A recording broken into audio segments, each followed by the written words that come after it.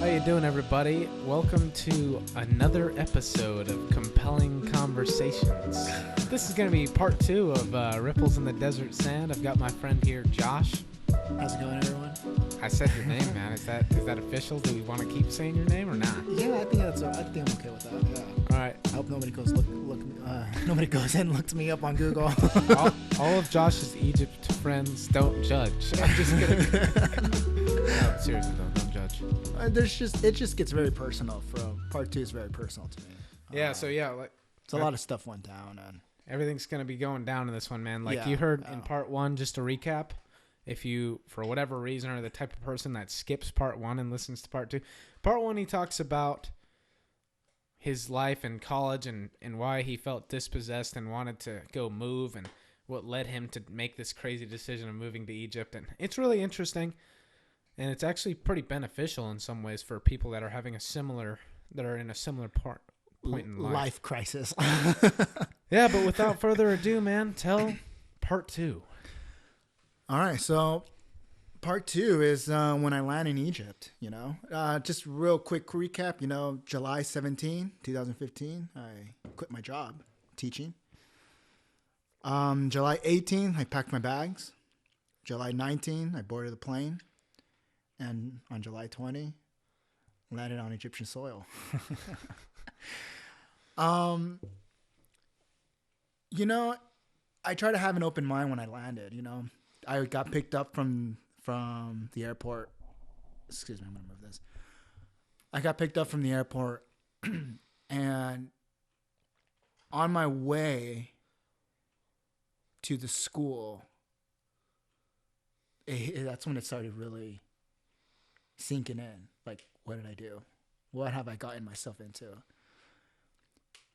Because, if you've ever watched these movies from, I don't know, the Middle East or war movies in the Middle East or anything like that, it resembles almost, I would say, 100%. Wow. It's very close. It's not dramatized at all. Huh? Not really. It's pretty darn close. Of course. Now, Egypt has, I don't want to make it seem like Egypt is just war-torn country. They did have a revolution. There was a lot of conflict there, but Egypt has some very beautiful places. Sinai is absolutely gorgeous. Beautiful reef, beautiful water, crystal clear water in Sinai. The desert is the C1 desert is absolutely beautiful. So it's not all war torn and buildings falling apart. But however, where I was living and where the school was at, it looked like someone dropped a bomb there and just left it. Talk about ruins, man. Oh, no doubt. I lived in a small town it was in, but it was as far as you can get on the outskirts of, and it was a small town by the name of, forgive my Arabic. It was a small town called, and a lot of people called it. That's pretty cool, man. Which means in English. Huh. And what's funny story is that when I was in Cairo trying to get an Uber, believe it or not, there's Uber out there, trying to get an Uber to the school, the Uber driver would look at the map, read the name, and says, "I'm not taking you there," because it's such, oh man, it's I hate to say it, but it's the ghetto. It's the slums. He really wouldn't take you there. He would not take us there. So is there like terrorists running around? No, it's not terrorists running. Well, there is that out there. But it's just, how do I explain this? You'll have to look at pictures. It's the slums. There's no paved roads. It's all dirt. There's potholes everywhere. So that's where you lived? That's where I lived. I lived in the ghetto, in the slums. And I hate to say that because I don't want to disrespect the people who live there, who are hard workers, who all run their own businesses, who are all just trying to take care of their families. Yeah. But the reality of it was the slums. It was the ghetto. And the roads weren't paved. There was potholes everywhere. the dust is being kicked everywhere during the summer, that people, the shop owners, would throw water on the street to keep the dust down, so it would keep the road muddy. Wow. To keep the dust down. And if they didn't do that, the dust would be kicked everywhere, and you would be breathing. Wait, is there a lot of cars? Cairo is jammed packed, dude. It is literally cars, just like door to door. It's just like they're touching each other. Dang, man. And there's constant accidents, and it's just a bunch of honking. That's all you hear is people yelling in Arabic and honking because they're just trying to maneuver around. So wait, let me ask you this. Yeah.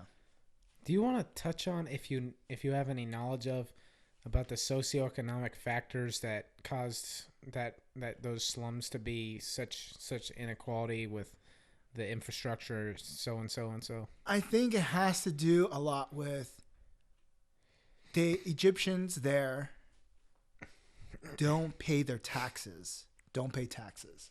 Wow. So taxes are based on locality.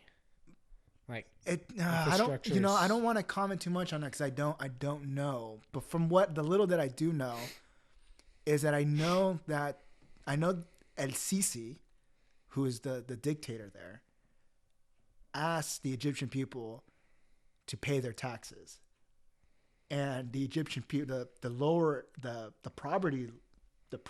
impoverished people said no, we're not doing that. Wow. And I think he said something ridiculous like pay £1 a day, or you know what a pound? A pound is like, oh man, it's like 10 cents US. How much is that for them?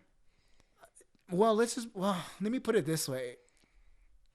$10, I can eat with $10 a week there where I live. What the heck? With $10, I can feed a family.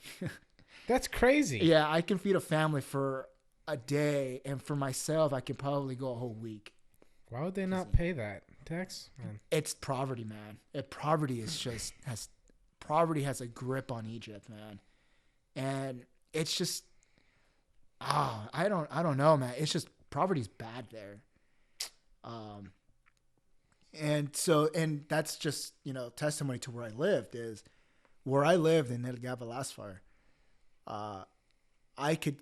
During the time that I was there, because the currency, U.S. currency, has only grown stronger there. But when I was there, $10, I can feed myself for $10 there a whole week. And of course, was it healthy food? No, it was terrible food. Not healthy at all. And I paid the consequences for that near the end of my second year. You said it was all just bread or something? It was, the food on the street, it was just, it was bread, a lot of carbs. No hummus though, huh? No, none of that. That was in the city. You had to go to the city for that. The rich areas. Dang. It was just a lot of carbs, very unhealthy meat. It's just when you're eating that food constantly, your body doesn't take well to it. So that's a little bit of the town I lived in, El Jabal Asfar. And one thing I really want, this here is like, what I'm about to tell you is the one, it's like, how can you live there kind of thing. Yeah. When I arrived at the school, so I want you to envision this. You're driving on an unpaved road. It's all dirt everywhere. Yeah. There's potholes everywhere, so you have a bumpy ride. There's cars side to side, a bunch of hockey and people yelling in Arabic. And then when I arrived right at the school, I noticed, and it's hot, by the way. I was there in July. I was there in July. And it's hot. And I'm sweating. And I'm in the car. And it's bright. And my eyes are swelling shut because it's so bright. And then that's when it hits me, the stench. And I said, where is this horrible smell coming from? And I look around and I notice these massive mountains or piles of trash all over the road. Jeez. People, there is no waste management where I lived. And so people would throw their trash on the side of the road until it piled mile high. You know, what's funny about that is I went to the Dominican Republic for about a month. Yeah. When I was in 7th grade, summer of 7th grade. Yeah. Because I've got family there. And they lived in the capital, Santo Domingo, in a pretty nice area. Yeah. But they've got a similar problem with public sanitation. Yeah. Because all along the roads, there's just piles of trash. I mean, they're not mountain-sized, but they're, like, pretty tall, and some areas are pretty tall, you know. And it's kind of amazing to think that the fact that we have clean streets is a luxury. Oh, my goodness. I don't think we realize how great. Oh, man, I'm so grateful that we have a waste management system here in the States. Yeah. Because oh my God, I don't even want to think about it, because it's just horrible to see that. And you're driving, you see these mountains of trash, and the smell just smacks you in the face, and you cannot get away from it. You cover your nose, your mouth, so you don't breathe it. You end up suffocating. So you need to take a deep breath, and you're just inhaling all this smell of this putrid smell. Dang, dude.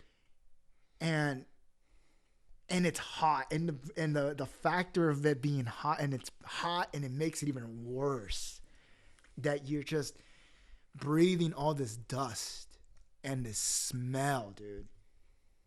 That's terrible, and man. to make it even worse, they light it on fire. Ugh. And you're getting the smell of, like, whatever is being burnt. So how much does that actually control it? Like, how much does the pile go down from that? Nothing.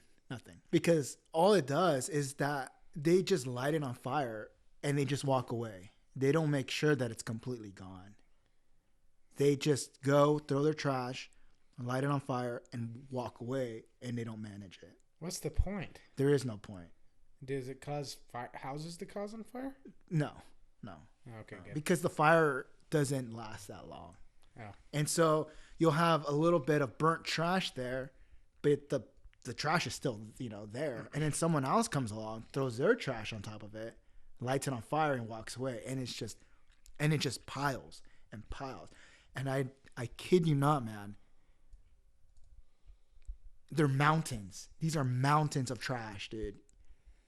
Mountains of trash. And there's kids walking in this, looking for, like, trash. They dig through the trash. People are digging through the trash to find, like, cans, plastic bottles, whatever they can, recycle. Wow. And there's dogs in there sniffing, eating. And these piles of trash are near restaurants, dude. They're near, like, places you eat. And then I wonder, why was I sick for 3 months? And why am I getting sick every time I walk out? Because you're breathing toxic Because I was air. breathing this air in, man. But that was later on. That was later on, yeah. And, yeah, that was much later on. But anyways, we'll get to that part soon. But like, it was a big shock. You first moved there. Oh, my gosh, dude. So yeah. were you scared? Like, because you're moving. You've got this romanticized thought. Oh, yeah. You see Egypt. You see that this is where you're going to live. You see the trash. Are you just like, can I do this for 2 years? Dude, and this is actually, you brought up a very interesting point, because I was still in the romanticized phase of my trip. You still thought that was romanticized? I thought, whoa, this is cool, man. You thought the big piles of trash were cool? I thought it was awesome. Like, no one's cooler than me for doing this. That was my thought process, dude. I thought I was the coolest guy ever. I thought I was like, man, my life has meaning now. Well, you were kind of right, though. Well, I was just, to put it lightly, naive. I was dumb for thinking the way I was. Like, I thought seeing these ruined, like, these houses half built, or these buildings destroyed, for whatever reason, these piles of trash. I thought that was cool, man. I thought I was like, man, I'm like Indiana Jones, dude, you know? And I was so over my head, dude. I was just some naive kid from California, dude. I was just some dumb kid. Dude, just So thinking how did about the it people now, receive dude. you on the first day? The people were great. Egyptians are very kind people. Really? They're very warming. They're very welcoming. They actually get offended when you say no to them. Wait, really? Yeah, because they want, I think the attitude is we're foreigners, right? So they want foreigners to accept them. They want to be liked. Yeah. So which plays a factor later on, because this attitude of I want to be wanted gets into the attitude of let me be in your business all the time. But we'll touch on that later. So yeah, going back to what you asked, you know, I was still in the romanticized phase, the high, as you could say. Yeah. Which is interesting because in my second year, there was a group of kids from a college that came to visit the school. And I was in a group, and one of the other teachers that I was working with asked this girl, "What do you think of this place?" And she said, "I think it's great." Wait, why? Exactly. Why? Why was she so happy to be there? The same reason that I was happy to be there. Because I'm Indiana Jones. I'm so cool because I'm here. Because I feel special. Because I feel important. That's and funny, this man. girl was like, "No, you're like," I didn't tell her this, and I should have. But to myself, I said, "No, you're wrong. It's not cool to be here. It's not easy. It's not fun. This is not a But you vacation." said the same thing. Because I was this naive kid, man. I was in over my head. I didn't know what I was doing. So wait, when she said this, that was later on? Or? This was later on. Oh, Yeah, okay, yeah. I'm Sorry. confused. I thought Yeah. that was at the beginning still. I'm like, No. This was my second year already. okay. And now that I remember, it was one of the Egyptians asked her, "What do you think of this place?" And she said, "I think it's awesome." And when I heard that, I didn't tell her anything, but to myself, it's like, no, you don't know what we've been through. You don't know what we've had to endure to even say that we're happy here. Yeah. Like every day was a struggle to get up for me. You know, Wow. I didn't want to get up, man. I wanted to stay in bed and cry, dude. She didn't understand. She was only there for 1 week, and she felt like she could do it for 2 years.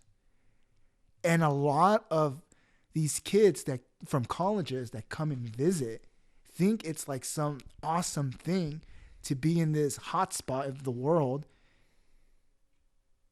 and quote unquote try to help the people. It made me, I don't know if you can hear it in my voice, but it made me so frustrated. It made me so angry that these college kids who are only there for 1 week think it's the greatest thing in the world. Yeah. But I can't blame them because I was the exact same way. I was That's them. funny, man. I was them. You were the kid that went, "It's awesome." I was the kid who was naive and wanted to make a difference in the world and thought that trash piled up on the side of the street was a cool thing. Okay, how about this? Let me ask you this. Yeah. This is a really random question. It doesn't have to do with your story, but It's fine. If some rich white Americans came and they were charitable Americans and they came with a whole bunch of these rock trucks and what are those? Not bulldozers, but they're the bucket trucks that those, and started basically taking the piles of trash, like let's say like a fleet of like 12 massive rock trucks, and started taking the trash and created a public landfill somewhere. So that actually did happen. Wait, some charitable Americans did Not charitable Americans, but just people from the school that I worked at who wanted to make a difference. that? How many piles of trash got removed? We're talking like tons, dude. They made a big dent. Yeah, it was actually, it made the newspaper, and they called it a miracle. They were the locals were saying it's a miracle that this trash is being removed. That's amazing. There was an alleyway. I don't know how big it was, but it was pretty big that you can drive about 10 cars, maybe about 10 cars through it. And that was completely filled up with trash, and they removed it within a month. Wow. And this was done by one individual. That's crazy, man. Who somehow managed to convince the governor of the city to help him. Dang. So they brought in a truck and removed all the trash from surrounding the entire school. With one truck. With one truck. That's amazing. Well, it might. I think it was one truck. I wouldn't be surprised if it was more. But it was just a regular old pickup truck? No. This was one of those big semi trucks. That just dumped stuff in there. And I believe it made the newspaper, and they called it the miracle. Wow. At least that's what the locals were saying. I don't know if that's the actual title of the newspaper, but the locals were saying it's a miracle. And they removed tons. We're talking tons of trash. So wait a minute. Out of the city. Is it piled back up? You know, when I left, they were doing a fairly good job keeping it down. Damn, dude, that's amazing. They were doing and that was already 2 years into my term. They were doing. So when I got there, they were talking about the project. A couple months into my first year, they were already getting it done. Wow. And by the time I left, the trash was still gone. They managed to keep it down. That's good news. Yeah, it was all done by one individual who came up with the project. What a good guy. Yeah, he was a man. You know, let's talk about that guy because he actually made a huge difference in my time there. Yeah. So I drive through this, through the streets coming to the school, and they open the gates for me. And it's a beautiful campus, actually. It's only one of the few places in that town that has grass anywhere for miles. Wow. So I'm walking in there, and the time change has got me all looped out, and you drive in through the gates, and on both sides there's crop fields. Wow. These are they're like about an acre, maybe a little bit bigger than an acre, and so they're growing corn. They have lemon, or was it some type of citrus trees. So to my right it was corn. To my left it was citrus trees. You drive up a little bit further up, and it's like more corn or something. So the school is surrounded by some crop fields. Oh, that's cool. Yeah, it's nice, but in the summer it gets very humid because of all the water they're using. Oh, okay. So, and then the school is very beautiful. There's grass, there's pavement there. Oh, it sounds nice. It's really nice campus, actually. There's a big fountain there that shoots up water. It's a really nice campus, actually. Well, it sounds like a nice place, man. It is a really nice place. I was imagining it to be kind of a shithole, but I'm glad it wasn't. No, it was far from that. The school was far from that. The town was the slums, but the school was actually quite beautiful, and I actually liked the school. It was actually nice. The physical part of it was nice. So they take me to my room. Again, I'm on this high, so whatever, man, they can have me sleep outside, and I'd be cool with it. So they threw me I went into the boys' dorm, and I don't know if you've ever been inside a boys' dorm. Well, this particular dorm, Smelled terrible, man. It smelled like urine it smelled like urine and feces everywhere. What the fuck? Wait, why would they shit and piss on the walls? And it's because they're boys and it's Egypt and I don't know. It was just terribly maintained over the summer. Anyways, they throw me. I'm in the boys' dorm, and it's like about 110 degrees out here, dude. It's hot, dude. It's super hot. So keep that in mind. Listeners, keep that in mind. It smells terrible. It's hot as hell. It's hot. This is awesome. And I thought it was awesome. I can do this. I'm Indiana Jones. I'm a MacGyver. Is that the other guy? Yeah. And they put me, and I'm not kidding, in the smallest room I've ever been in my life, dude. It was small. It was the dorm was cramped. Yeah, the room that I was put in. Okay. And there was no carpet. Well, there was carpet, but it was all ripped up. And oh man, I remember my first. So I'm in this small little dorm, room, and I put my stuff. Try to make myself comfortable. And my first night was terrible, dude. Okay, it's hot. It's still 110 degrees. Yeah. There's no air conditioner anywhere in this. Well, there is on the campus, but in the dorms, there's no air conditioner. So you have to tough it out. And on top of that, I was laying in my bed, and all of a sudden, I had this like nonstop itching all over my body. Shit. I was like, why can I not stop itching? I know it's hot. I know I'm sweating, but I cannot stop itching. There were bed bugs. Oh, crap. In my bed, dude. There were bed bugs in my bed. I turn on the light, and I see cockroaches flying across my room, dude. Flying cockroaches? Yeah. You never seen cockroaches fly? Oh, dude. They don't fly around these parts. Not here. Flying cockroaches, dude. And I still thought this was cool.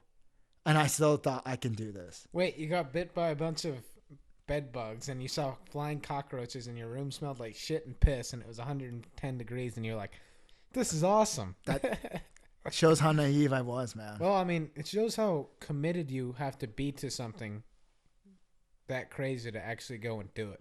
Yeah, but I don't know. I look back and it's like, man, how... Either I was super committed or I was just super dumb. Completely dumb. Probably a mix of both. It had to be a mix of both. But yeah, that was my first night, dude. And it was bad. It was hot. And I just had to sleep through it, dude. I just slept through it. You slept through the bed bugs? Well, eventually I couldn't do that anymore. I couldn't handle the bed bugs anymore. So I ended up sleeping outside. Really? Yeah. And that was a huge mistake because I got devoured by mosquitoes. Mosquitoes is an epidemic out there. Because you didn't bring like a mosquito net. I didn't bring mosquito net. I didn't think that mosquitoes was going to be a huge problem. I didn't think mosquitoes were going to be a problem. I didn't think not bed in bugs. Egypt. You didn't think so. And I didn't think bed bugs were going to be a problem. I didn't think flying cockroaches was going to... I didn't think trash was going to be a problem. You never think about this shit. I never thought about it. No one ever... No one ever reached out and says, look, this is what you're going to encounter. Well, obviously, they don't want to scare you away. Yeah, because no one would... And that was the problem. They were struggling to get teachers out there. Because who wouldn't want to go to Europe instead? Who doesn't want to go to an island, a beautiful island out in the Pacific? The Solomon Islands. Yeah.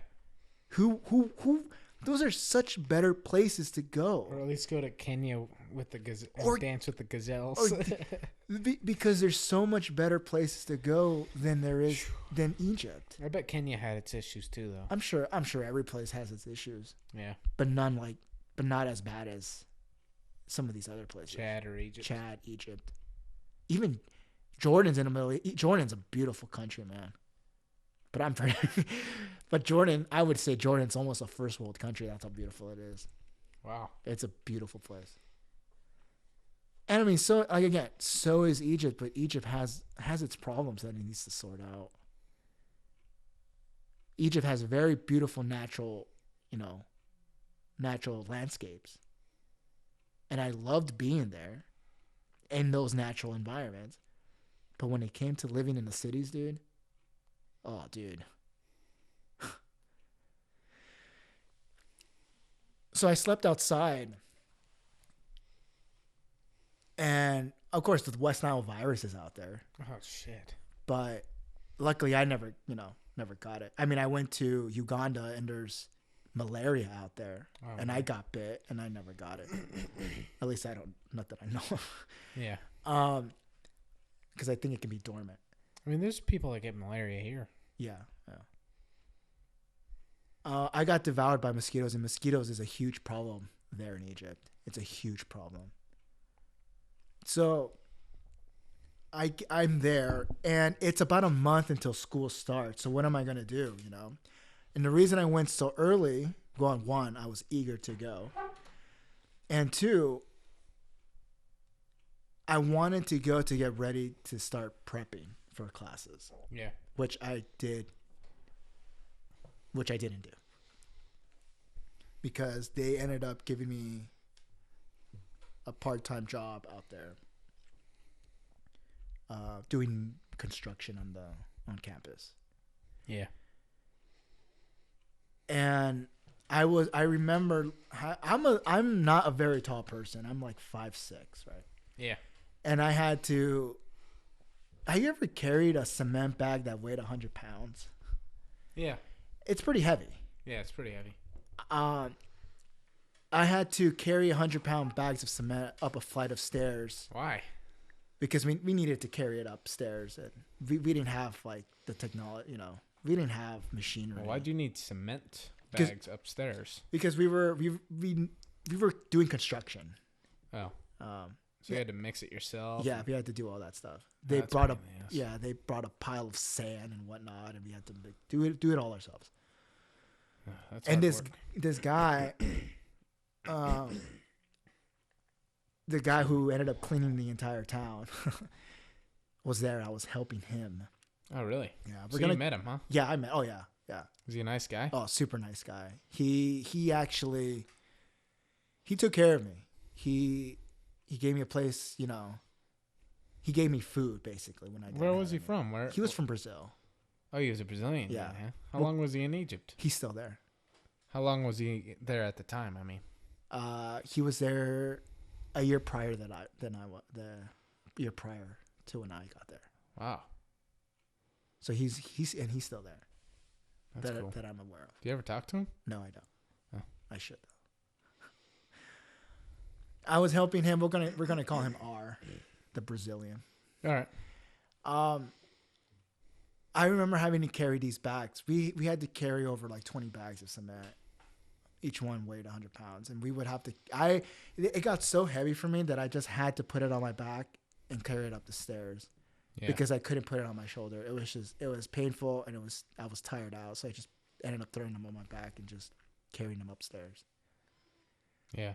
I'm doing this in the heat, and within my first week of doing this construction work, I lose about 10 pounds. Dang. And I wasn't hungry. I was just thirsty, and I just kept drinking water. I would choose to drink water over eating because I was so dehydrated. Yeah, I bet. And so I was dehydrated. It was hot.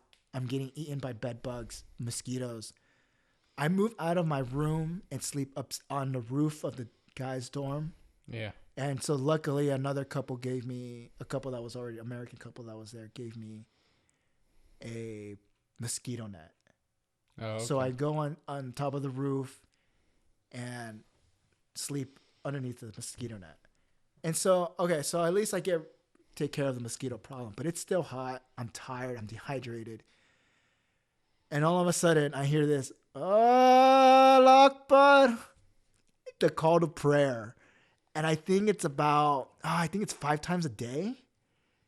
And so that, oh man, okay, I have no problem with it if it's during the day. But it's at night. They do it twice at night, I think, when I'm already sleeping, and it just wakes me up. And it's around 3 o'clock in the morning when they start doing it. Jeez. And I was like, might as well pray.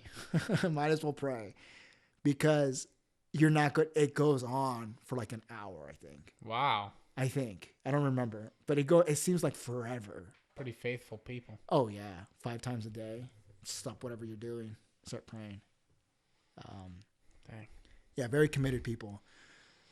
And so that was the only time it would ever bug me. It was when I was sleeping on the roof and it would come on at 3:00 in the morning. And then I couldn't fall back asleep. And so I was just tired all the time.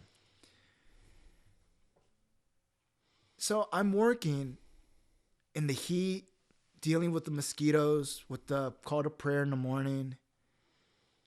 And at this point, it's starting to hit. Like, oh dang. Like, what did I sign myself up for? And this is the part where it started to really sink in. It's the way I was starting to be treated.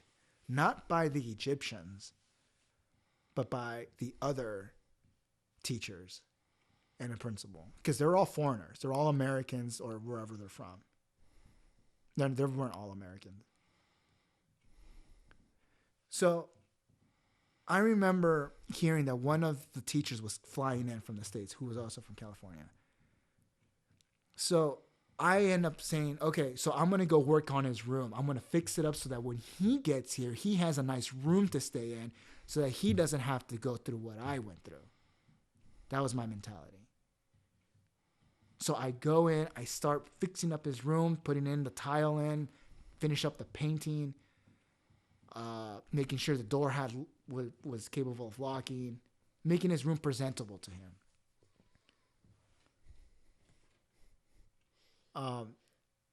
And so the next day he flew in and I was sleeping on the roof. Yeah. And he asked me, why are you sleeping on the roof? Excuse me. Yeah. He asked me, why are you sleeping on the roof? I said, well, there's not really anywhere, it's hot. Yeah. And there's not really anywhere to really comfortable to sleep. And I said, well, but I got your room done so you don't have to worry about anything. He's like, really? Why would you do that? Because I don't want you to go through what I went through when I first got here. Wait, which one said that? Some American guy. Oh. I'm not going to say names, but I remember it very clearly. He says, why would you do that? Why wouldn't you do that for yourself? Why wouldn't you do what exactly? I missed Because I got his room ready for him. Oh. I didn't want him to go through what I went through. Going into the guy's dorm, miserable conditions. Yeah.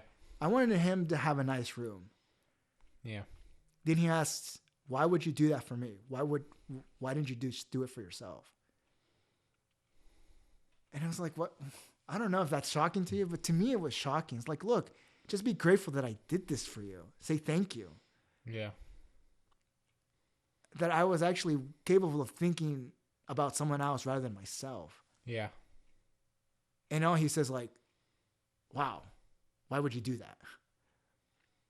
Yeah, that's kind of dumb. That's kind of mean, I guess. I don't know if he was trying to be mean or not. I don't know. I don't know. Kind of ungrateful. Yeah. It's like, this guy really has no clue what the hell I was going through the last few weeks. Yeah. And so that's when it's like, how can you be so ungrateful that I did this for you? Like, he never said thank you. At least not that I can remember. That guy sounds like a jerk. Oh, dude. He was, oh my gosh. Me and him had an argument. Wait, so you had to keep dealing with this guy? I had to deal with this guy. Oh, and man. I had a couple run-ins with him. Me and him had a huge argument once. About what? It's a very political driven one. And About what? it was about, he was very imperialistic. His mentality, well, I don't know if he was joking, but he seemed like he was serious the entire time. But About what? he says that wherever he steps foot on, he claims it for America.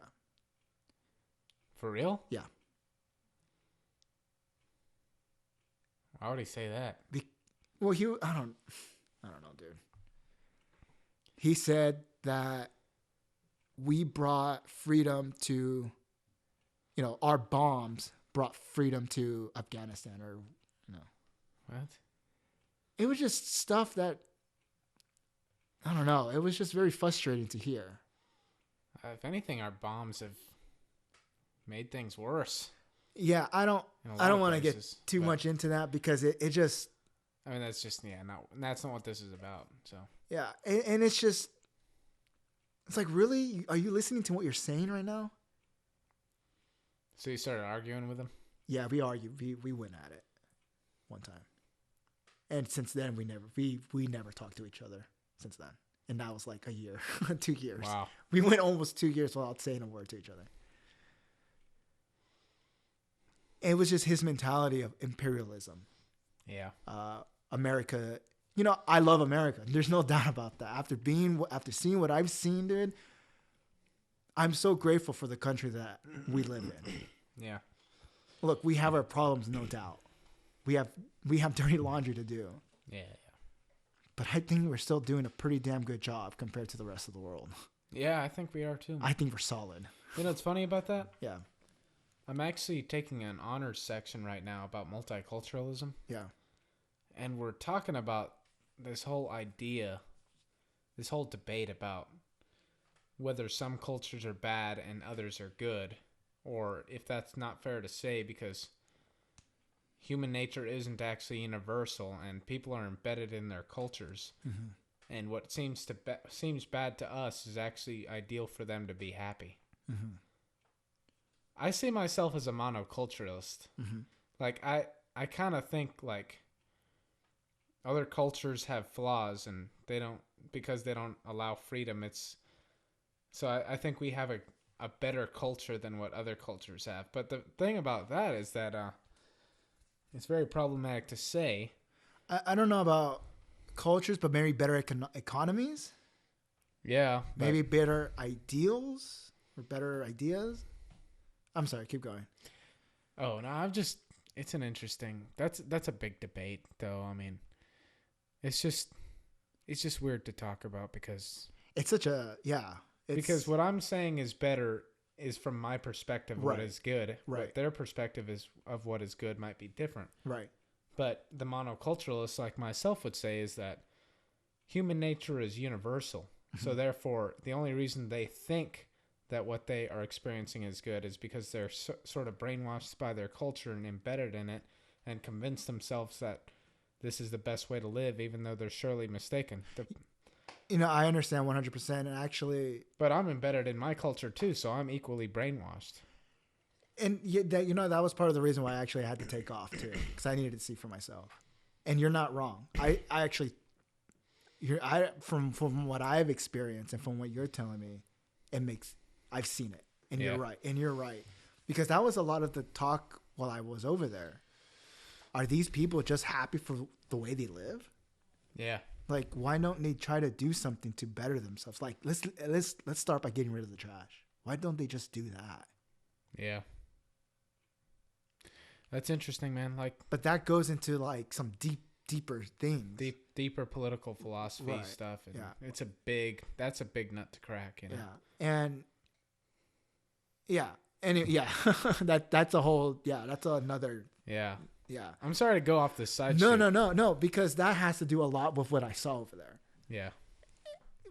Sorry, I just squeaked. It's all right. A lot of that thought that you were talking about is something that we all talked about over there. Yeah. We talked about monoculturalism versus cultural relativism. Right. Yeah. But we didn't call it that because I wasn't smart enough to think of that. Well, I wasn't either until I took this. I started taking this class and it opened my eyes. Right. Dude, the first lecture we had, it was a complete mind fuck. Oh, really? It's still a mind fuck. Wow. That's very interesting. I would like to take a class like that to maybe put. Hey, you should come to our honors section just to listen one day. I might. It's just me and Abby. Is it with Abby and Matt Jones? Is it Matt Jones? Yeah, Matt Jones, right? I'll show you the book after we're done with this podcast. Yeah, that'd be great. Anyway. Yeah, so me and this guy had it didn't go well for us. Yeah. And then he ended up dating this girl who was, oh my goodness. He didn't deserve her, did he? No. They deserved each other, dude. They were. Oh, because she was a bitch? Yeah. I think that's putting it kindly, actually. Oh, my gosh. Yeah. What was so bad about her? Well, we'll get into that. But okay, we'll get there. So that was my first encounter with this guy, with this new teacher there. Yeah. And then there was another teacher came by, showed up.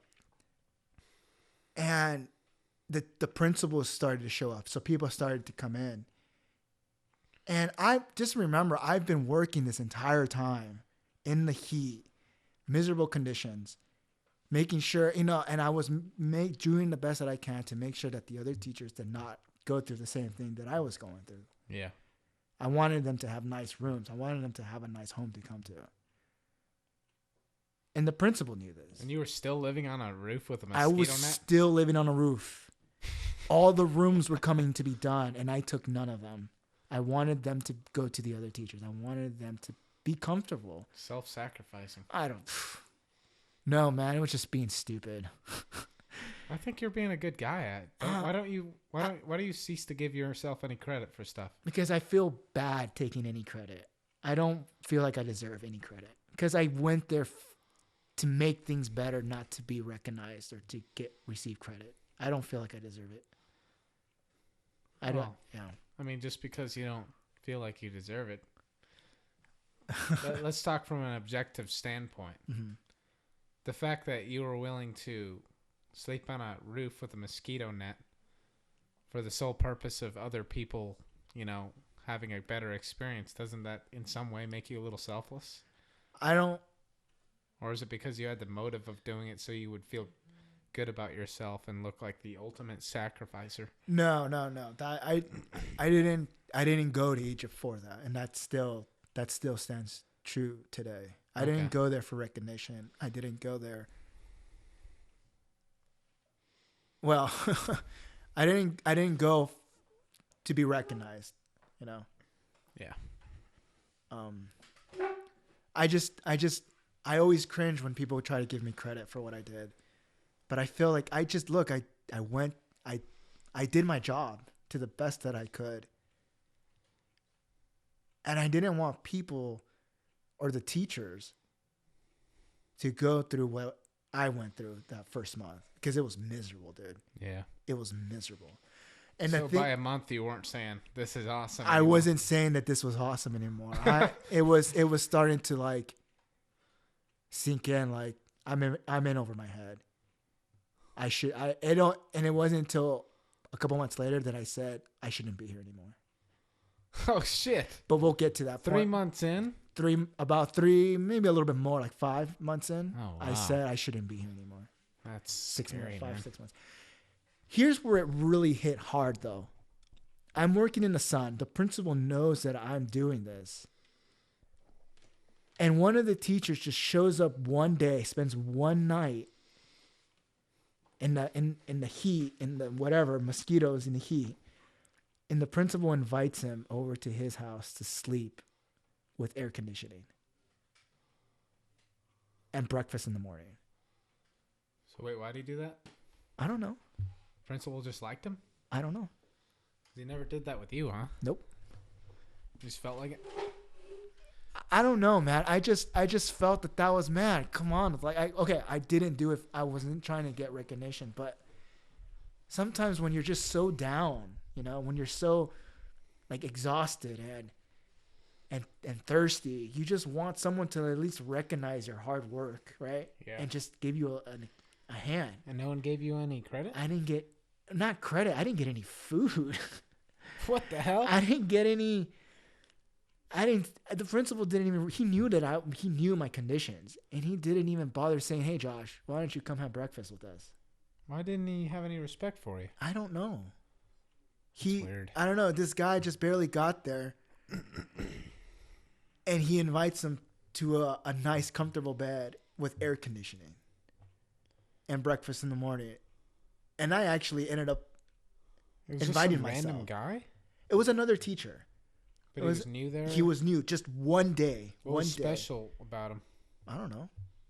It's just some random. But you know what? It's weird. It hurt to see that. It hurt. But I'm glad he got a better taste of it. I mean, I'm glad he got it better than I did. Because I really, poor guy. Poor guy. He looks like, you know what? And that guy who got, you know what? I'm happy that he got that nice, comfortable bed. Wait, why do you say poor guy? He ended up leaving 3 months later. Wait, why? Because he couldn't handle it. He could not handle it. That's ironic. So I'm glad that he got the bed. As much as it hurt me to see that, I'm glad he got the bed with the air conditioning. Yeah. Because about 3-4 months later, he ended up leaving. And 2 months later, I asked myself, I told myself I shouldn't be here anymore. But you were. But I was. And it was, when you're in a different culture, you have to adjust to culture. Yeah. You just have to adjust to their norms, to the way you get up in the morning, to the way you eat, to the way you go to bed. You have to adjust to all those things. Eating with my hands for the first time was not a pleasant experience. Wait, why not? Because they don't eat with utensils over there. And why didn't you like eating with your hands? Are they dirty? Have you ever eaten with your hands? I don't want to sound like a jerk or anything. I kind of like it. You've done it before? No. Have you? Well, certain things I eat with my hands every now and Right. then. Like hot dogs, right? Pizza. But like, sorry, I don't want to come out like a jerk or anything. I hope I'm not sounding like a jerk or anything. But sorry, let me clarify. What I mean by eating with our hands is they chew the food with their fingers. And then they put it into their mouth. Wait, why would they do that? It's culture.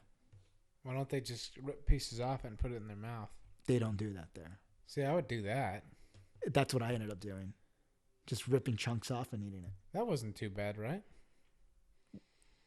But see, you have to see it. Because when you see it, your stomach turns. I wouldn't understand.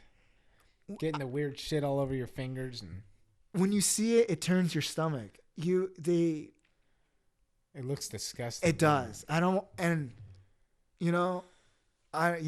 It's from my American perspective, my perspective.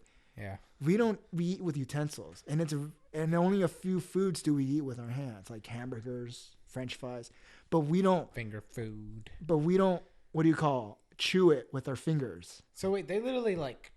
Yeah, they chew it. They grind it. Yeah. They literally like clench it down in their grip and like. No, they don't do that. They do it with their fingers. How does that even work? You have to see it. If it's like a steak, which they didn't have, I'm sure. Yeah, they don't have steak, but they have meat there, which is different. But it's like it crumbles. They cut it up, or it's shredded. Oh, okay. And you don't want to offend anyone, so you have to adapt to these cultural things quickly. So I had to do that. So they would get offended if you didn't do that? If you brought out your knife and fork? Yeah, they'd be like you would get away with it, but they're Did anyone do that? Yeah. Oh yeah. And look, that's just normal for them, but it's different to us. And it wasn't. Trust me, dude. It took me a whole year to be able to adapt to stuff like that. Wow. And I had to do it. Do you ever do it now? No, I don't do it now. Just like just for old times, I'm gonna chew this food up with my fingers. No, I don't do it now. There's no need to do that. But I did it there because I needed to blend in. I needed to adapt as quickly as possible. Yeah. Because the more you adapt to their culture, the more they are willing to accept you. Wow. And for someone like me, being a foreigner, you need to blend in as quickly as possible. You don't want to stick out. Because then you're not accepted. Then you're really a foreigner. Yeah. And so those, in Egypt, there's a lot of affection between males, right? What do you mean affection between males? So there's a lot men kiss each other on the cheeks. It's not homosexuality though. It's No, not at all. No. because that stuff's like condemned. Right. In the Middle East, yeah. In Egypt particularly. But it's just like, you know, kisses on the cheeks and. Yeah, but they do it excessively. It's very affectionate over there. Wait, what do you mean? They just do it a lot. Okay, when I went to Egypt and they tried to do that with me, I was like, "What are you doing?" Were they offended? Yeah. It was. Didn't they realize that you weren't used to that? Yeah, but it's just. Yeah, but they still do it. I don't know. Maybe. Well, that's good to know. If I ever go to Egypt, just let them kiss me. Yeah, and yeah, just go with the flow. Wait, do you have to kiss them back? And Yeah. shit? And I had to adapt to those things. So you kissed them back all affectionately? Yeah, I had to. Wow. Because I needed to blend in. I needed to survive. For me. Did it ever grow on you? Like It did. at the end, you kind of like you grew these affectionate relationships, and Well, I wouldn't. Well, just like how I would a relationship with a friend. I you was know? just greeting people. Yeah, it's just greeting people with my friends. It wasn't Yeah. nothing romantic or anything. Well, I know that. I know that. But for me, and I'm only talking from my experience, so this is only for me. In order for me to survive the 2 years that I spent there, Yeah. I had to adjust to these things. You know, this is a very minor example Yeah. of. I know I'm always bringing in the very minor versions that I've gone through that are sort of my way of trying to relate. Yeah. Recently, when I went to this retreat for this Filipino organization, religious organization called the BNP, man, the Filipino culture, like it's got like strong essence of the Filipino culture because so many of them are Filipino and it was founded by Filipinos. Man, like there's so much hugging. You know, the way they treat each other, like putting arms around each other's shoulders and doing these really tight hugs, like those people hug so those people give the best hugs. Yeah. Like we would do this thing where like after an emotional speech, like when we were graduating, for example, all the freaking servers, like people helping out and stuff. There was probably like over 50 of them. We like went down the line and gave each one of them a hug, like a long hug too. Yeah. You know, it was like a long, like affectionate hug. You know. Yeah. Wow. So that was kind of like a culture thing that one guy told me that before he went there, he had never hugged a man.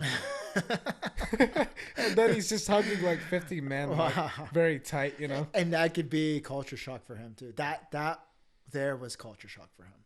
Yeah. Because he's never done that before. Yeah, but anyway, man, continue. I'm sorry. No, it's fine. So there were these things that I had to adjust in order to survive. Yeah, that poor guy, we'll call him D. He, you know, at this, we were already, school started in August. We were already like maybe 3-4 months in. Yeah.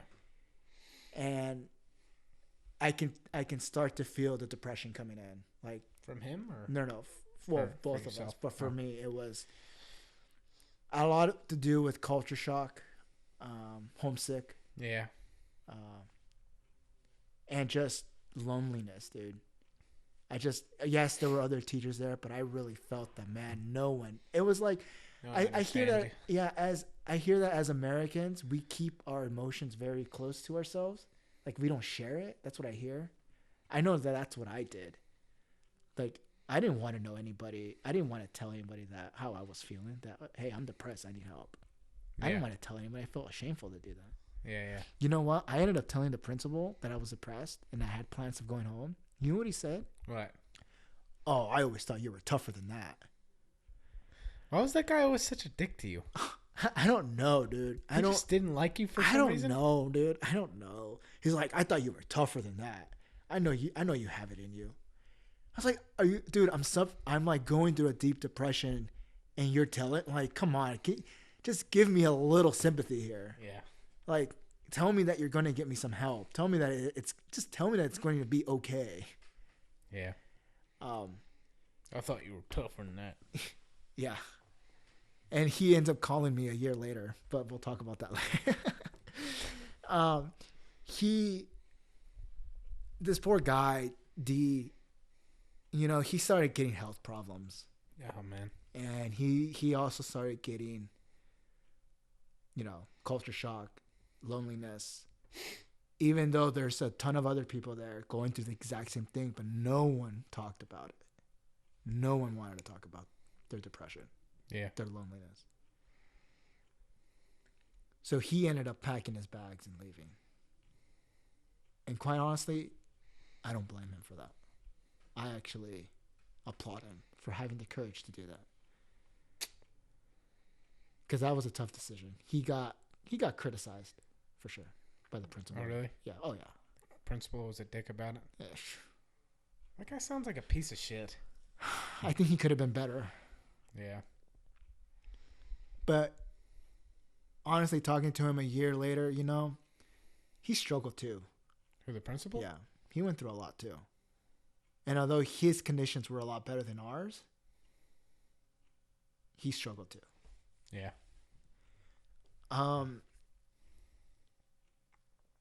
So I don't know if you want to take a break or something before we get into the other part. Yeah, I mean, we're at the 1 hour mark. Yeah. Let's take a quick 1 hour mark break, and then we'll get into some more serious stuff. Hope you guys have been enjoying so far. Go take a break, get some food, drink some coffee, and stay tuned. See you in a bit.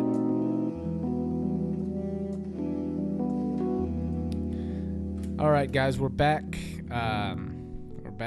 We're about to in about 15 minutes. We're gonna wrap this first part of part 2 up, and part 2 is gonna be like part 2A, part 2B, part 2C. Maybe we'll have to break it up. It's gonna be long. So go ahead, man. All right, man. So I don't remember where we left off.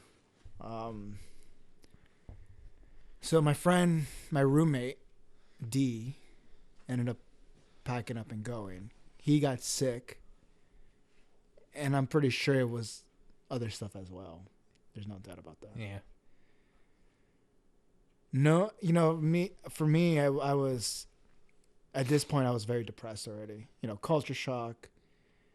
I missed my family.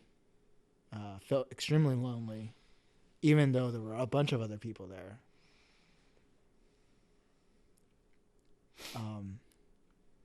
So that's all working in my psyche right now, or at the time. Yeah. Getting to the meat of what I was there originally for was to teach English as a second language.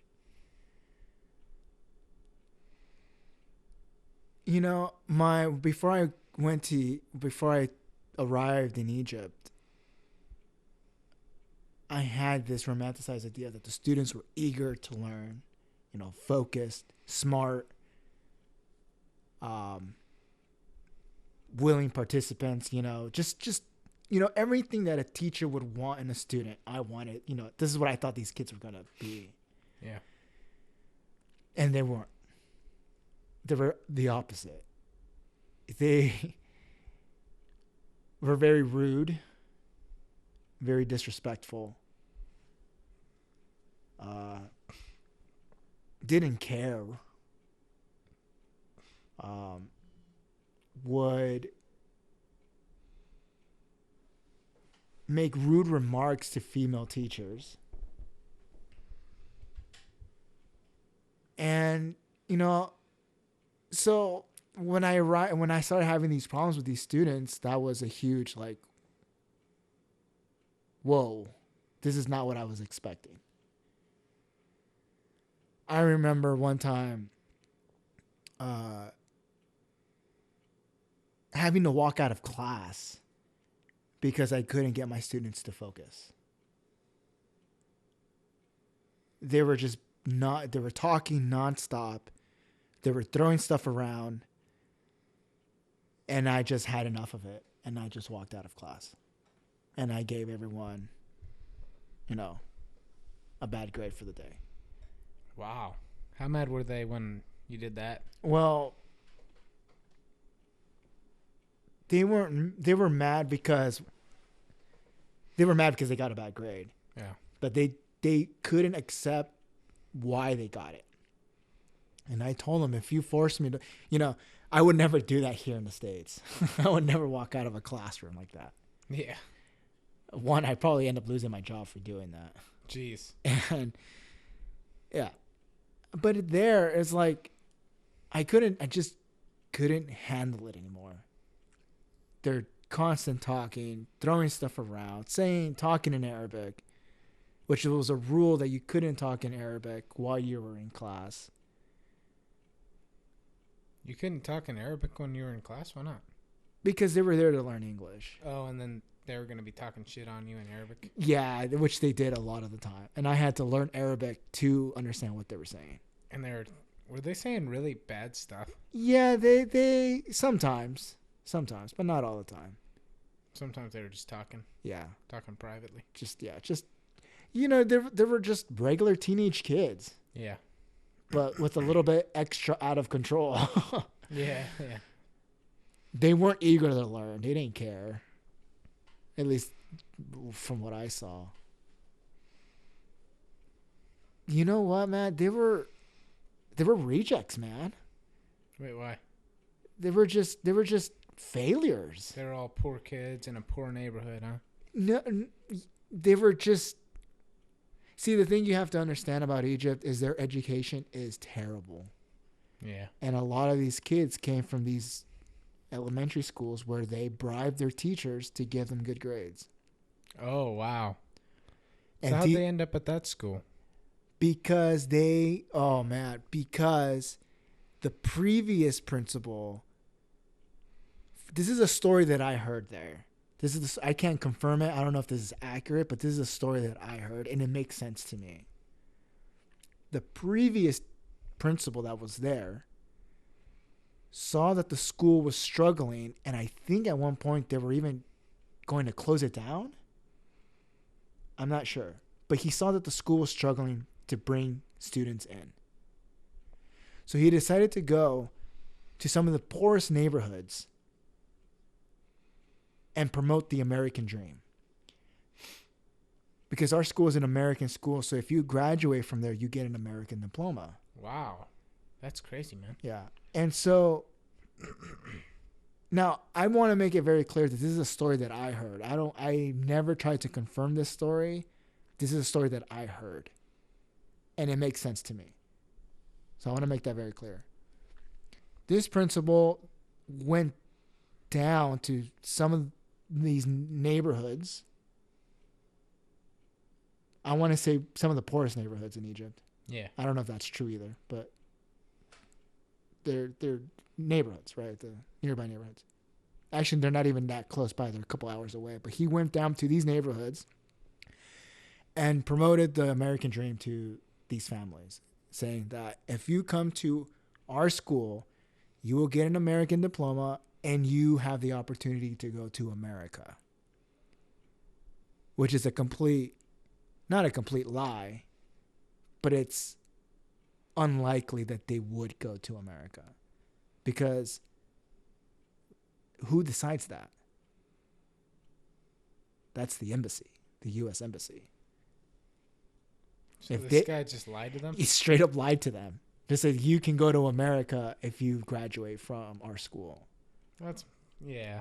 And so now you got a wave of kids coming in.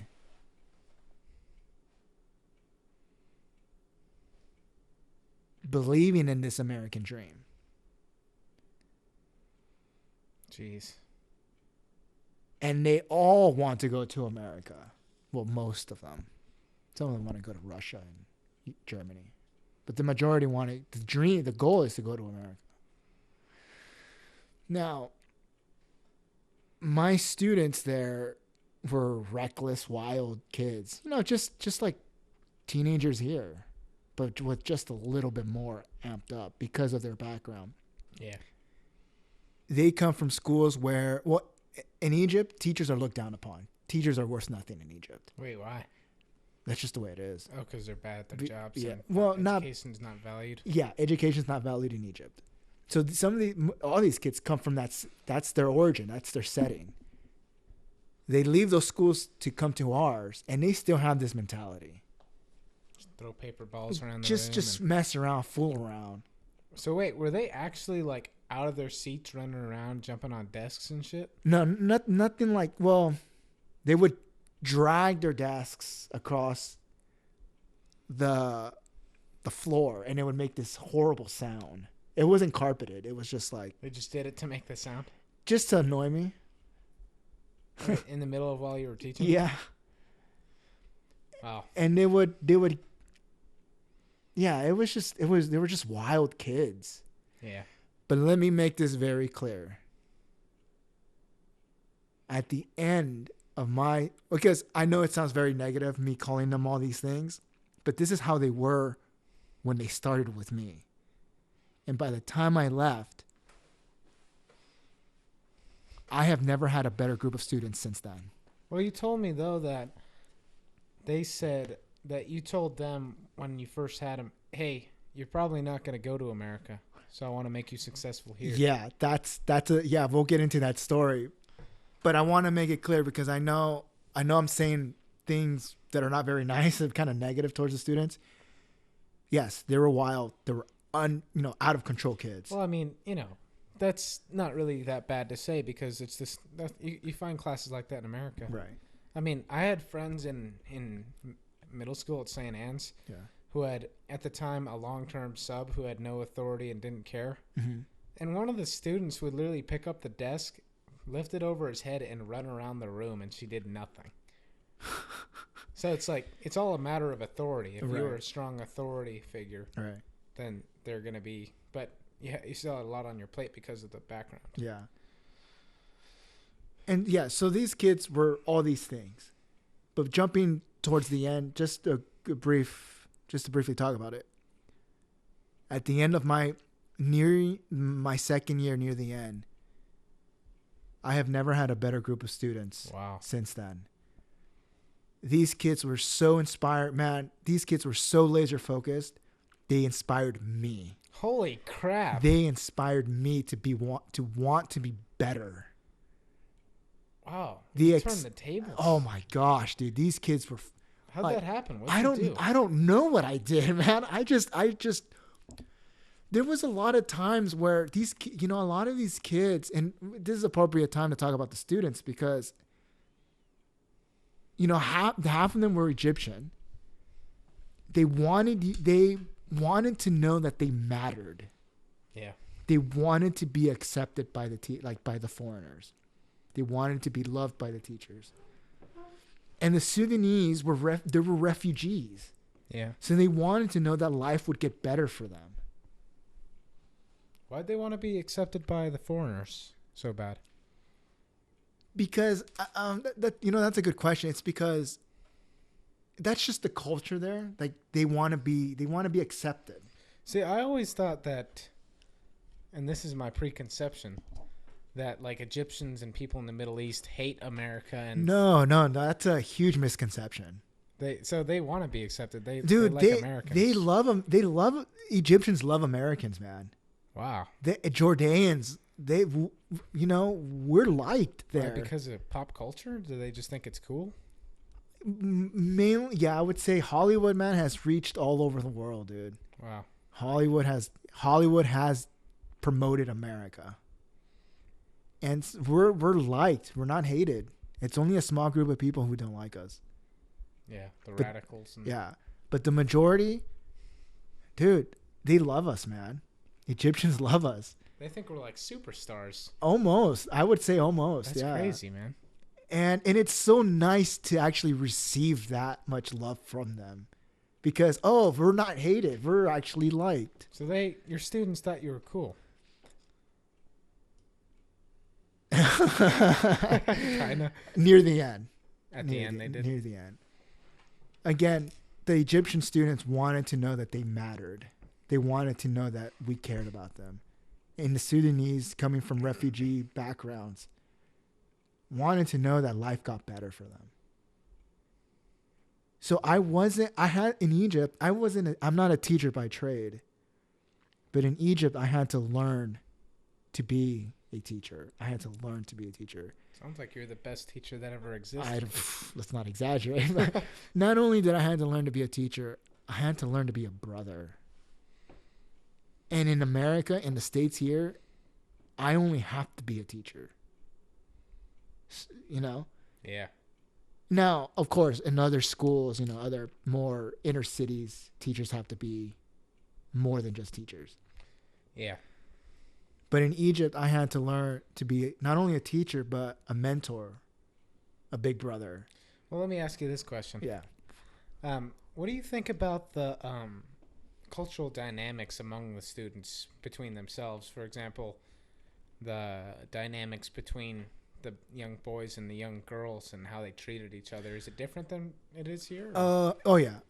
Even because there's two I guess you can if you were to break up Egypt into sections, there's two sections. There's Upper Egypt and Lower Egypt. Okay. Upper Egypt is more of the countryside. It's more of the farms. You could say that it's more, maybe I shouldn't say that, but maybe not as wealthy, more impoverished. And then you have the city kids. All right. So they're a bit different. Yeah, they're a bit different. It's almost different cultures. So is it kind of like in America how we've got Texas Boys and the New Yorkers? East Coast versus West Coast. The Yankees. Okay. Yeah. Wow. And so, so there's that dynamic. Now, when it comes to male and female, we only had it was 90% male and 10% female. And the reason for that is because men are valued more. Women aren't very valued, huh? I hate to say that, yeah. So the family, the male is the dominant figure there, and so of course the families are going to put more emphasis and more money towards the male getting an education. Let me ask you another question. Yeah. Sorry, man. This is more politically inclined, but do the young girls accept that? How do the young girls feel about the fact that women are in their culture born into this contract of you're supposed to be subservient and you're not valued as much? Are they accepting and open to that, or do they have trouble coping with it from a young age? I can't speak for them. I don't know. From what you observed, can you tell? Do they look depressed, any of them, or? The girls at our school at least put on a smile because they're having the opportunity. Yeah. But if you walked outside the school's walls, you can argue that the women look depressed. Yeah. Yeah. Yeah, I think sexual harassment is one of the highest in the world in Egypt, actually. Wow.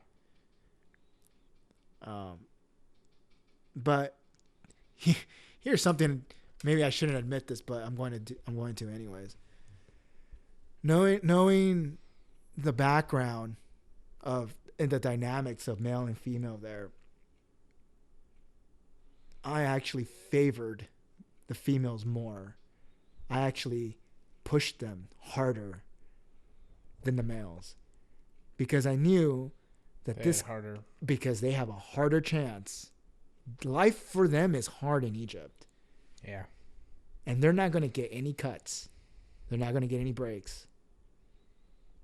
So I pushed them even harder than the guys because I wanted to make sure that after they were done with me, they at least had a shot to be successful outside the walls of the school. So maybe I worked them more because I wanted to make sure that, they had a chance. I wanted all my students to have a chance. Yeah. I told them one time, I walked into class and I told them,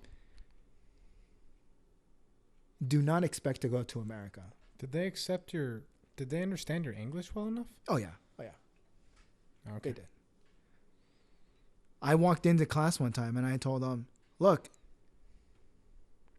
who wants to go to America? They all raised their hand, of course. And I told them, well, don't expect any of you to go.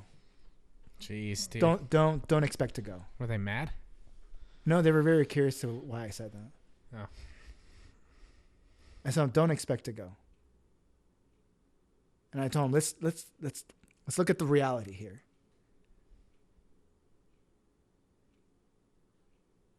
It's very hard to get a visa for an Egyptian to get a visa to the States, especially young Egyptians. Yeah. It's a big problem. And so I told them this. I told them, I'm not preparing you to go to America. I'm not preparing you to go overseas. I'm preparing you for the street. I'm preparing you to be successful in Egypt. I want you to succeed here, not there. Because I don't know if they were going to go. Yeah. But I wanted to make sure that even if they didn't go, or if they did go, that they were ready to succeed wherever they did go. I mean, but the thing about that is being successful in Egypt, being able to be successful in Egypt is the first step to being successful in America. It's a stepping stone. You know? I would say, yeah. I would say first learn to be successful here. Because how are you going to get the finances and the ability to actually cross the seas if you're And believe it or not, man, these kids believed in that. They said, we need to be successful here. They bought into it. I can't believe they bought into that. Because all of them they all want to go to America. So you inspired them. I don't know, man. I think that your harsh truth inspired them. I was hard with it. I told them, look, I'm not going to lie to you. I'll tell you how it is. Yeah. I was harsh with them. Did any of them like cry or get sad about any of the harsh truths? They're pretty tough though. They're pretty tough kids. Yeah. Because especially the Sudanese, you know. But I remember talking to a Sudanese one time, and he said he wanted to quit. He wanted to drop out. Why? Because he told me it was easier to sell. I think he said along the lines, it was easier to sell drugs and make money than it is to go to school. Some of these kids, man, it was a point where I was a teacher first, but there were times where I had to be a big brother. So what did you, being big brotherly, what did you say to that young man? Oh man, you know, I'm gonna have to paraphrase because it was so long ago. But I remember telling him along the lines that I told him to look into his mother's eyes and to tell her that. Wow, dude. I told him to look into his mother's eyes and to tell her what he told me, and he started crying. Man, you were inspiring. I don't know, man. I just, you know. You're an inspiring teacher. I wish you taught me. Let's not get ahead of ourselves. I'm serious. I told him that. And then I said, look me in the eyes and tell me that. And tell me with your whole heart that you much rather do drugs and sell them than to be in my class. Because I gave up everything to be here for you. I gave up my family. I gave up my job. I gave up making good money. I gave up everything. And this is how you repay me? Wow, dude. You even put a little spice of guilt in there. Yeah, my job was, look, man, I was a teacher first, but I had to be everything else at the same time. What did he say when you said that? He didn't say anything. He just cried. And this guy was 6'5", dude. He was a big guy. He was a big dude. Wow. He was a tall guy, and I'm only 5'6", dude. I'm a little oompa loompa there, trying to inspire a giant. I didn't know those people were so big. Sudanese are huge, dude. They're big kids, huh? They're big. I think the smallest Sudanese was like 6 foot. Wow. Where's Sudan? Right below Egypt. Why are they so tall? I don't know, dude. I know why, actually. They call that Allen's rule. It's a way of regulating hot temperature better. The taller and lankier you are, the easier it is for you to be cool. Really? I didn't know that. that. That's why people in Africa are tall and have long bones, and people up that evolved in like Sweden, or that's a weird example, but like people up in the northern parts kind of have short limbs, and they're big and muscular and hairy, and they're short and round and stocky. That helps them regulate temperature better. And so I that's what I told him. Wow. And he gave me a hug, and that was it. Dang. That was the end of it. And he stayed in your class, huh? What's that? He stayed in your class, He stayed in my class. He stayed in. Did graduated. He did well? Yeah, graduated. He wrote some incredible papers for me, actually. Wait, really? Almost like, this is almost too good to be yours. But I checked his work. Were they inspiring? Yeah, it was just so well written. Wait, what kind of stuff did you make them write about? Oh, I don't remember. It was just simple paragraphs, maybe some essays. But it was just always, his work was always well written. It was just really well. So why did he want to quit if he was so good? Because it's poverty, man. Oh. Poverty. So you were really disappointed when he said that. I wasn't disappointed. I was this is my moment to try to save this kid. Oh. I was like, I have to step it up. I have to come up with something. And you did. I tried. That kid's probably, do you even know about what happened to him? I haven't kept up with him, but I know I think he graduated. I have to keep up. I'm starting to actually communicate with some of them now. Yeah. So, yeah, that's one story of one of my students. And it just goes down the line, man, of these kids. And there was another Sudanese kid who also struggled. He was accused of murdering his friend. Wow, for real? Yeah.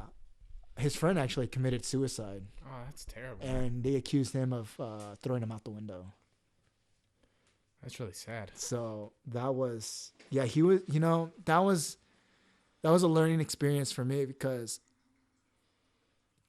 students have lives outside of school. Yeah. And it's so easy for me, or it was easy for me to say, I don't care what goes on outside your life. School is your number one priority. But that's not true. These, especially the Sudanese students, they're not necessarily welcomed. Really? Or there's tension there with the Egyptians and Sudanese. There's tension there.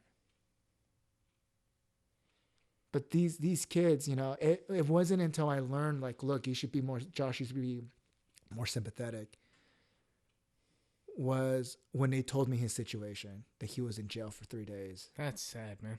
And I said, I don't care where you were. Wait, really? Yeah, that was a harsh lesson for me. That was a really harsh lesson for me. Wow.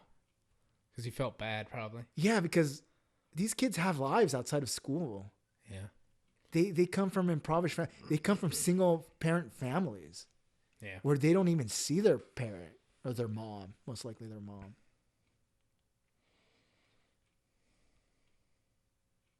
And that was another student who did great work for me too. Wow. He ended up calling me dad. Wow. Yeah. Or was it dad or brother, something like that. Because I kept pushing. I was like, I don't accept, this work. You got to do it again. Dang, man. I remember there was another student who was my top student, man. This guy was like, he's an ace, man. Yeah. He was so good. And one day he turns in a paper with an F on it. And I look at it and I look at him and I called him over. I had the class working on assignment, so it was quiet. And I call him over to my desk. And it's going to get a little explicit here, right? I would, I'm only sharing this because it's your podcast. Okay. Now the whole world's going to hear it. Yeah. I told him, he gave me an F paper. Well, he wrote an F on it? No. He wrote a paper and it wasn't good. It was terrible. It was a bad paper. It was just a bad paper he turned in. And so I gave him an F. And I told him, and I looked at him, and I asked him, what's this? And I said, this is a fuck you to my face. Holy crap, man. I told him, this is telling me you don't care to be here. I told him this is disrespecting me. Yeah. Bet he didn't take that so well, huh? No, he took it perfectly well. Took the paper and gave it back A+. A. Man, sometimes I had to be harsh with some of these kids in order to get them to realize, look, I care about you. And in the end, they, adopting their customs and their way of life helped in that process. They saw that I made the effort. And so they respected that and gave it back. They didn't always behave well, but it wasn't a problem anymore. Once they saw that, I was really there to help them. That student who he was my best student. He never turned in a bad grade again. Wow. I made it. I told them that, look, science, math, that's all great stuff. But it's not going to get you money, dude. It's English. Learning English is what's going to help you aspire to greater things. Now, I don't know how true that is, but I needed them to believe that. Well, I mean, I bet it's true to a certain extent in Egypt. Right. Well, I mean, yeah, especially if you want to go to America. Yeah. I don't know. Like I said, I don't know how true that was, but I needed them to believe that. And they bought into it. Okay, if you completely lied to them and English it didn't mean shit, do you think any of them are pissed at you? I'm pretty sure one of them, man. Someone's got to be pissed at me, right? Fucking Josh. I told him, I would take a day of the week just to lecture them, just to just to get them going, motivate them. Wow, dude, you took a day out of the week to motivate them. Every Friday. Friday was always a good day. I bet they liked that. I think they did. Honestly, that's a pretty good teaching method. You think so? I don't even, dude, half of the things I did in Egypt, would get me fired immediately here. Like, I got away with so many things in Egypt I think about that now is like, man, what was I thinking? But if you did that here, if you did a Friday motivation day, what do you think that would say? You kidding me? Parents would complain about it. Wait, why? Because parents are parents. That's a stupid thing to complain about. Yeah. I mean, you're trying to motivate them to do better. Yeah. Why is that? I don't know. When you throw parents in, because I didn't have to deal with the parents in Egypt. Yeah. Oh yeah. But here I have a parent heard about what you said to one another. Yeah.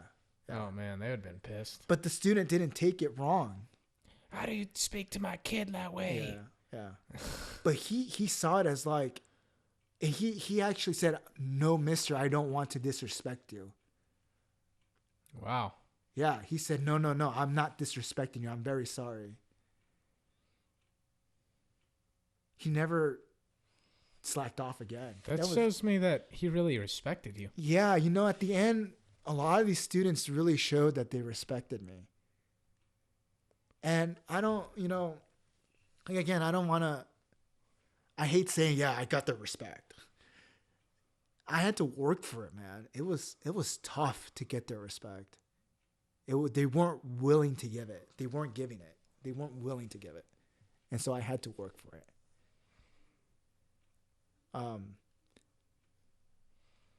I had students that, man, like I said, in the end, when I was leaving, these kids inspired me, dude. It wasn't me inspiring them anymore. It was them inspiring me. Did you tell them that? No, I don't think I ever did. Oh. I don't think I ever did. But you told them you were proud, though, right? Oh yeah. And I, you know what? It was one of those things that I never told them, you guys are good. I never told them that until near the end. Yeah. But I always tell them, you think you're good, but you're not. And they saw that as a challenge, dude.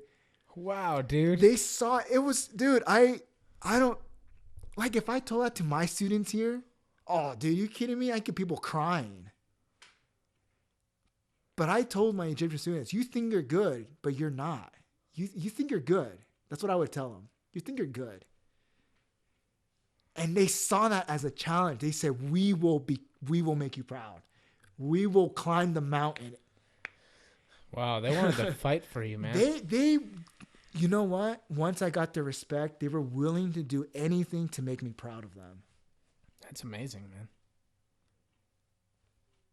I told them I want you to be successful in Egypt. If Egypt is to become great, I told him, if Egypt, this is before Trump's thing. This was around the time Trump was coming into. He was getting elected. Yeah, this was around the So wait, would they ever like shit talk Trump? Yeah, they don't like Trump. They hate him. Yeah, they hate Trump. Yeah. I think all the Middle East. Yeah, they hate Trump. I told him, so this was around the same time Trump was coming in. I told him, if Egypt is to become great again, it is because of you. Egypt is on your shoulders. Wow. What'd they say to that shit? They loved that. They loved it when I took a Friday off. Make Egypt great again. I said if this country has a chance to be great again, it's because of you. Wait, did he ever crack like some fuck Trump jokes just to get on their side? No. Because you never brought up Trump. I never brought up Trump. No. They never asked you about Trump? No, not that I can remember. Oh. But you know, it was you know, beginning to teach was difficult. There was a fight that broke out amongst the Sudanese and Egyptians. It was the whole school had to be shut down. The classes were canceled. Wait, there was like a big fight? Yeah. Like a big brawl? A big brawl. And there was not enough teachers to break up the fights. So we had to cancel all classes. I had students throwing stuff at me. You know, a water bottle, almost hit me in the head. Wait, why? Because they just saw, oh, this guy is just, you know, he thinks he's better than us. He's only going to be here for a year and then he's going to leave. So me staying for an additional year was a big thing to them. Really? Yeah, because most people show up, do their 10 months and then leave. Or leave sooner. But like I said, you know, I felt that I had a job to do. Yeah. I had the opportunity to get deported.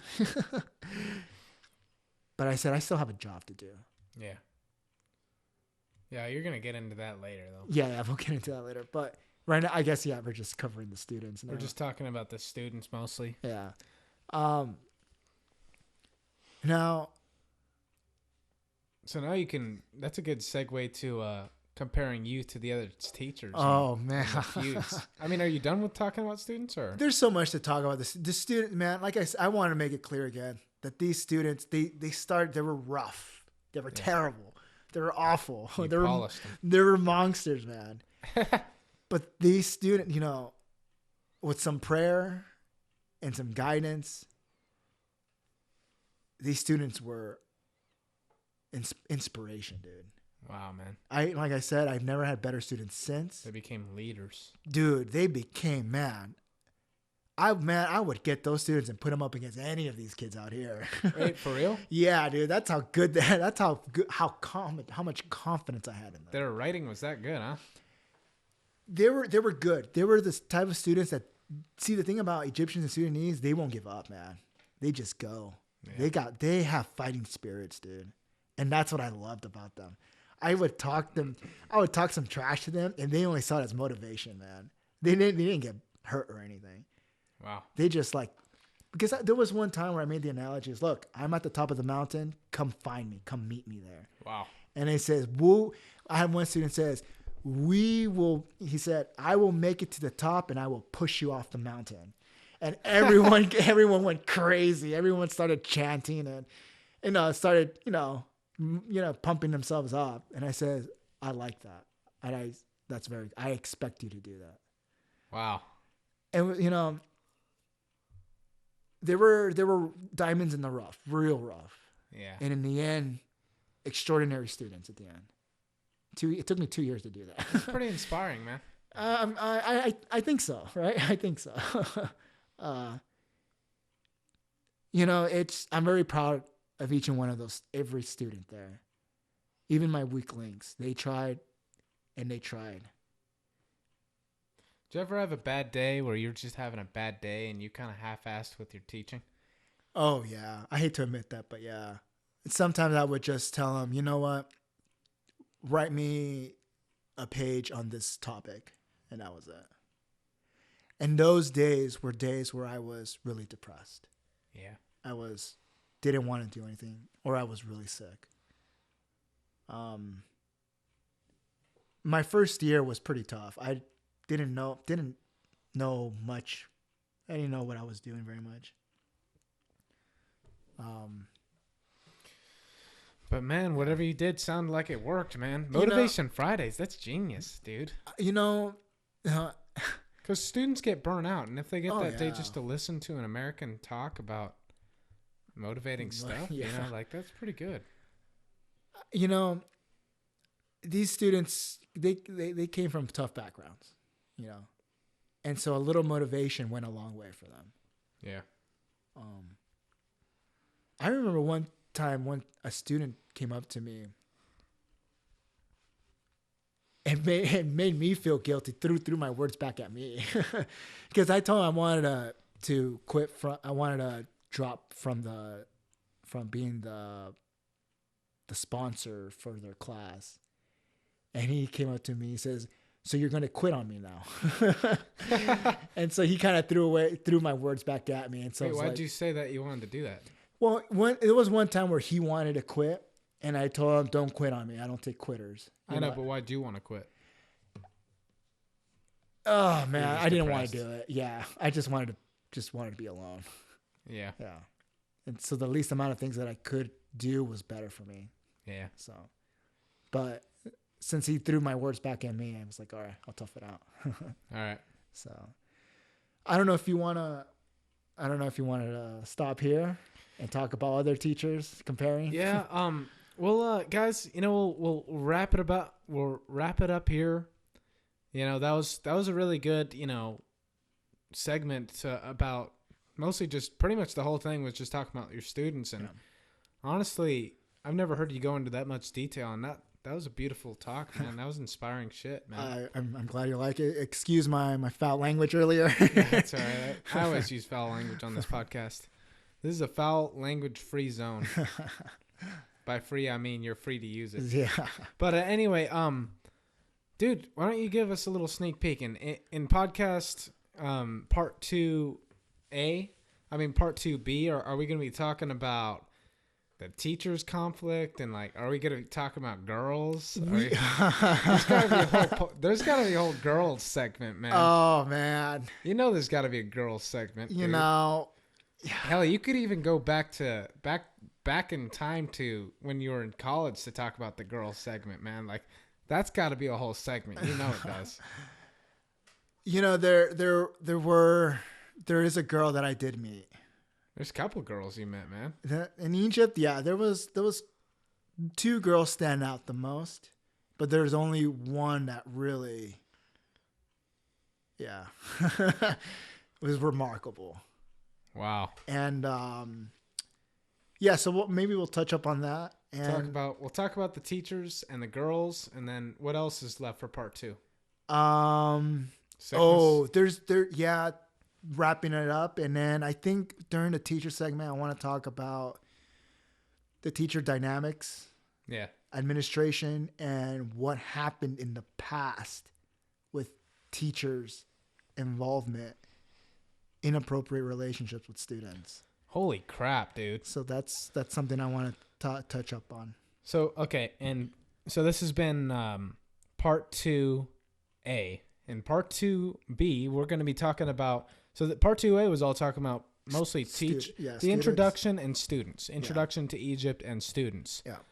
And then in part 2B, we're going to be talking about teacher dynamics, past teacher stories, how the teachers interacted with each other and within administration, and basically the frickin' spilling the beans about, all the dirty laundry about the teachers. Oh man. Part 2C, we're just gonna be talking about girls and wrapping some stuff up.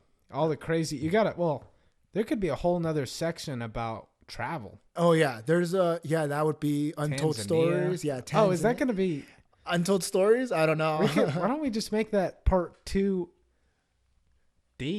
We could. Part 2D. Let's just make untold stories will be part 2D. Yeah. And then E's wrapping it up. Or that's finally, it, part 3, yeah. We'll go into part 3, which will be the aftermath. And that one will probably be like 30 minutes to an hour. Yeah, I'd say an hour tops. Yeah. And that's the part where I kind of come in a little bit. Yeah. That's where Ridgecrest comes in, yeah. I come in at the very end of that one. So, guys, man, this has been a damn good podcast. I hope you've all enjoyed it. So, yeah, just the usual shit. Like it, subscribe it, and show it to people. Anyone who's thinking about going to Egypt. Or traveling or teaching abroad. Et cetera, man. I really thank you guys for listening. It means a lot to me. It really does. Seriously. Hope you guys enjoyed it. Hope you guys enjoyed. Until next time, just grab a coffee, sit back, relax, or go on with your life. Thanks.